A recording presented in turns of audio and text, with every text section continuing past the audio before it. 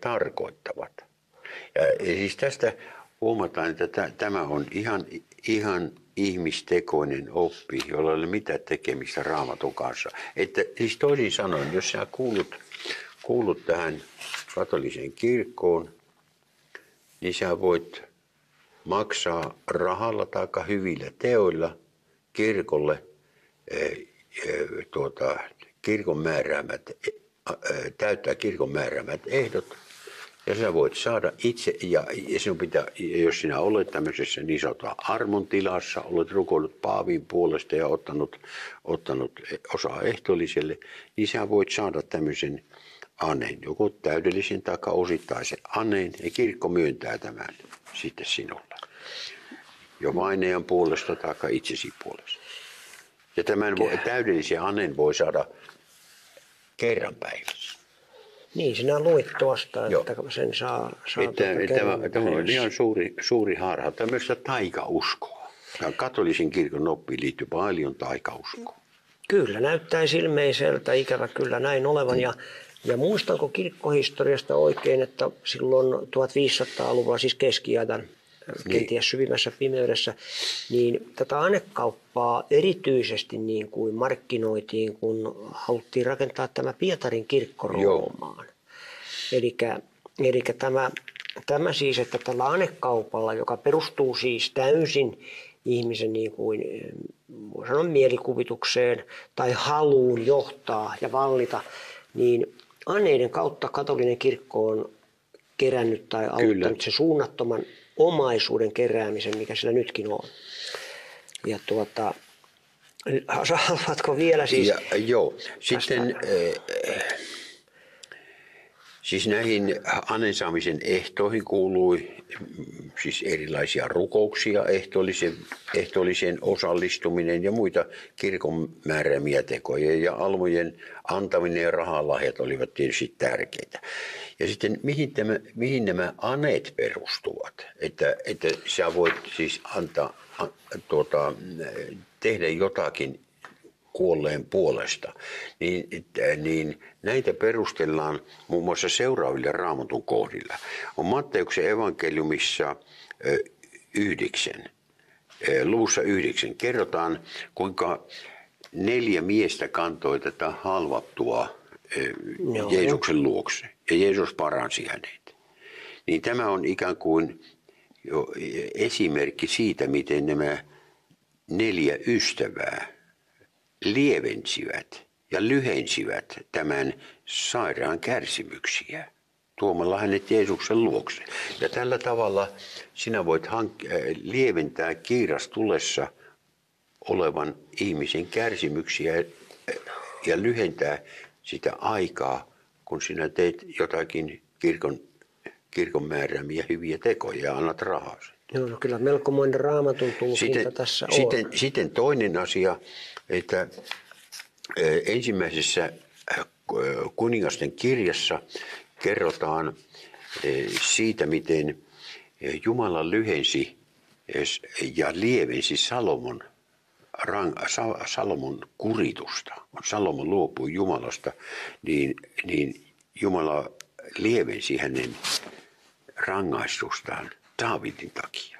Kun sanoi, että Daavidin tähden minä en tee sinulle ja ota kruunua sinun suvultasi ja mitä kaikkea se sisältääkään. Se on ensimmäinen kuningasten kirja, 11. luku, jakeet 11-13. Ja tätä nyt pidetään tukena sille, että meidän elossa olevien taikka sitten meidän kuolleiden sukulaisten hyvien tekojen vuoksi, niin toisten vainajien kärsimykset voivat lieventyä. Sillä ei ole mitään tekemistä tämän Raamatun asian kanssa. Ja sitten toisaalta siis koko tämä raha tässä pelastusasiassa, niin siis Pietarihan kirjoitti, että ette ole kullalla ettekä hopealla, vaan Kristuksen kalliilla verellä. Joo. Eli tekee niin kuin ihan niin kuin mahdottomaksi sen, että me voisimme rahalla tai jollain maallisella asialla niin korvata Jeesuksen sovitustyötä, eikö näin? Joo. Aneita voi siis käyttää omaksi hyväkseen tai kuolleiden ystävien hyväksi. Niitä ei voi kuitenkaan käyttää toisen maan päällä elävän ihmisen hyväksi. Sä voit siis... Mainitsi. Eli liittyykö tähän, Martti, jopa niin huima ajatus, että jos minä olen ollut oikein rikas tai olen, ja niin. että mä voisin nyt maksaa itselleni taivasosuuden antamalla riittävän suuren ja täydellisen aneen. Joo, tämä johtaa siihen äärimmillään. No joo. Ja myöskin näitä aneita perustellaan siis toisen Makkabealaiskirjan 12. luvussa olevalla esimerkillä, jolloin kerrotaan, että eräs, oliko se sotilas vai kuka se nyt oli, niin hän kuoli ja siellä oli ylipappi Mattiaksen poika, Mattiaksen poika Juuda, joka toimitti sovitusuhrin tämän kuolleen puolesta. Ja tämä otetaan nyt tuoksi aneille, että sinä voit, niin kuin Vanhassa testamentissa ylipappi Mattiaksen poika toimitti sovitusuhrin kuolleen puolesta, niin me voimme tehdä täällä ajassa hyviä tekoja kirkolle ja tällä tavalla sovittaa sitten ja lyhentää kiirastullessa olevan ihmisen kohtalon. Kyllä. Tämä on siis puhdasta taikauskoa. Eli mä jotenkin ymmärrän sen, että jos tämä keskiajalla ennen uskonpuhdistusta, silloinhan tavallinen kansa ei voinut lukea Raamattua. Niin. Mutta kuinka sitten, onko tänä päivänäkin vielä siis näitä aneita annetaan ja sitä käytetään katolisen kirkon piirissä? Muistaakseni... Vai onko tämä käytäntö vihelletty poikki? Muistaakseni tämä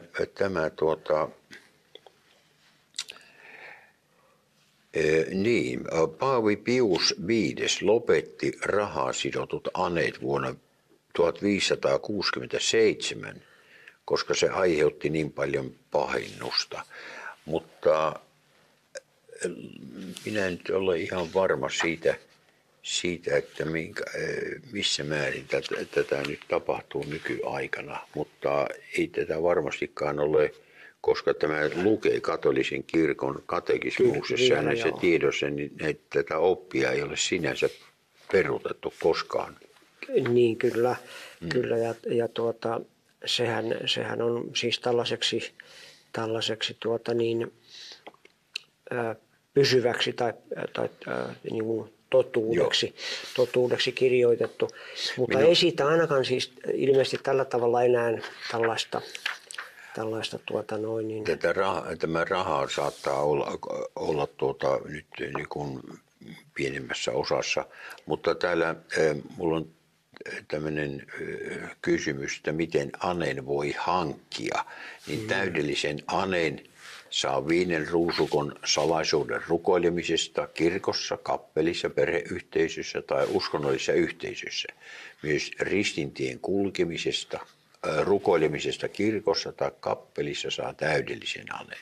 Osittaisen aneen saa Raamatun lukemisesta, siis, joo, kyllä. Kun se suoritetaan asianmukaisella hartaudella ja kunnioituksella. Jos lukeminen kestää vähintään puoli tuntia, ane on täydellinen. Hartaasti tehdystä henkisestä kommuniosta saa osittaisen aneen. Osittaisen aneen saa myös, kun viettää hartaasti aikaa mietiskelevässä mielenrukouksessa. Sen saa myös hartaasta ristin merkin tekemisestä ja lausuen sanat Isän, Pojan ja Pyhän Hengen nimeen. Osittaisen aneen saa katumushengissä tehdystä mortifikaatiosta, siis lihan ja hengen kuolettamisesta, sekä uskon ja laupeuden hengessä suoritetusta apua tarvitsevien palvelemisesta.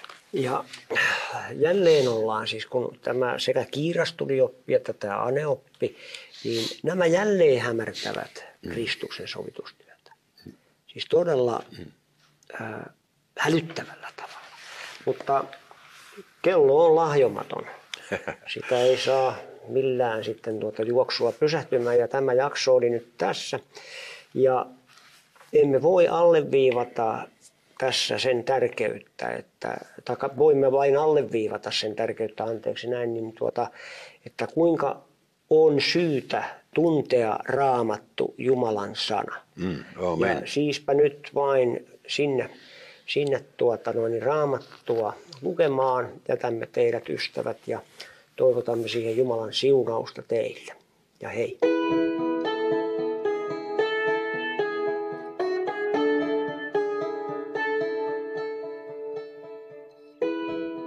Tervehdys teille siellä ruutujen ääressä. Raamattu ilmoittaa meille selkeästi, että ennen Jeesuksen paluuta valhe valtaa alaa. Se tulee kaikella voimallaan. Me olemme astumassa tähän aikaan tai kenties jo elämme sitä aikaa. Ja siksi saamme kiittää Jumalaa siitä, että meillä on kristillinen kanava nimeltä TV7, jossa me voimme käsitellä tällaista arkaluontoista, mielipiteitä jakavaa, tunteita herättävää asiaa kuin valhe ja totuus ohjelmassa, ettei kukaan eksyisi. TV7 tarvitsee sinun apuasi ja tukeasi. Voit tukea TV7 toimintaa soittamalla numeroon 0600 101 77. Puhelun hinta on noin 12 €. Voit tehdä myös tilisiirron, jota varten tiedot näkyvät siellä ruudun alareunassa. Ja minä ajattelin nyt kertoa tässä asioita, mitä on mielen päällä, että en suosittele menemään semmoiseen sateenkaarimessuja järjestäviin messuihin, että tämmöinen kuin Malkus sateenkaarimessuyhdistys ei ole täällä pääkaupunkiseudulla ja se toimii muuallakin, niin en suosittele menemään sateenkaarimessuja järjestäviin seurakuntiin, kun siellä Jeesus ei ole seurakunnan päänä. Siellä Jeesus on sysätty seurakunnan oven taakse kolkuttamaan, että hän ei päästä sisään. Että tämmöiset seurakunnat ovat eksyttäjiä ja harhaanjohtajia. Ne vie kadotukseen, ohjaa ihmisiä. Siellä ei sanota täyttää evankeliumia, vaan siellä vaan syntiä siunattaa. Ja siellä ei ole Jeesus. Sitten toinen asia siihen, että en suosittele myöskään menemään tuonne pahan kierrätyskeskukseen, että siellä minun puhelin varastettiin. Ja siinä asiassa mä en saanut niinku semmoista oikeutta, että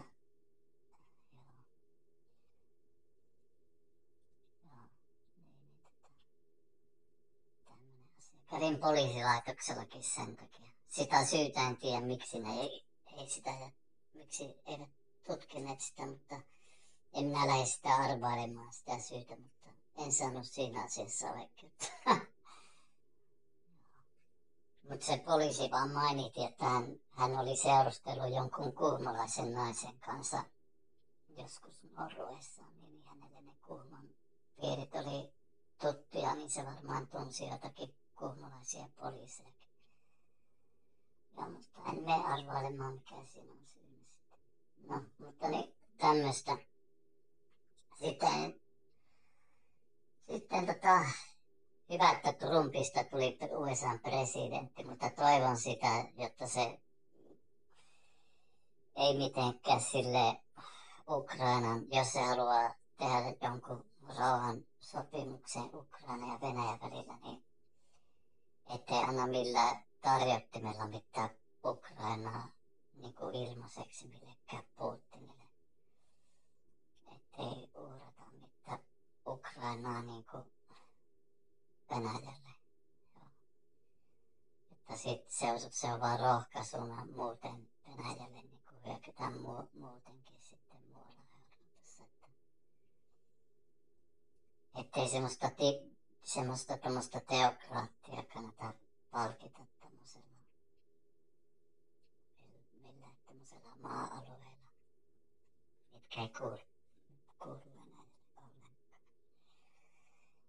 Joo. Ja sitten mitä Trump on sanonut jostakin Grönlannista ja Kanadasta, niin minusta ne